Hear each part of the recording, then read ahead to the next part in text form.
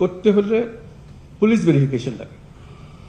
আমি জিজ্ঞেস করতে আরম্ভ করলাম, অনেকেও হয়তো আগেও করেছে, কারণটা কি? পাসপোর্ট তো আমার নাগরিক অধিকারের একটা অধিকার। আমি চোর না ডাকাত না কি সেটা ভিন্নভাবে পুলিশ আমার বিচার করবে, কিন্তু আমাকে যে জন্ম সনদ দিয়েছেন সেটাও কোনো পুলিশ ভেরিফিকেশন দিয়ে করেননি।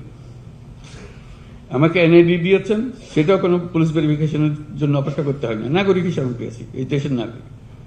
পাসপোর্টও এই দেশের নাগরিকের একটা পরিচয়পত্র, এখানে পুলিশ ভেরিফিকেশন কোনো লাগবে। আমরা আইন করে দিয়েছি এখন থেকে পুলিশ ভেরিফিকেশন লাগবে না। সে কথাটা গ্রামে গঞ্জে গিয়েছিল, যে তালি দেখে মনে হলো এটা পৌঁছে নাই। পৌঁছতে তো এটা, হ্যাঁ আমরা জানি তো, এটা আবার বলার দরকার কি? আমার বলার কারণে তালি দেওয়ার অর্থ হলো যে সুন্দর কাজ হয়েছে, তো তার মানে এই কথা মানে পৌঁছে নেই। অথচ আমরা এখানে সিদ্ধান্ত নিয়ে বসে আছি বেশ কিছুদিন আগে।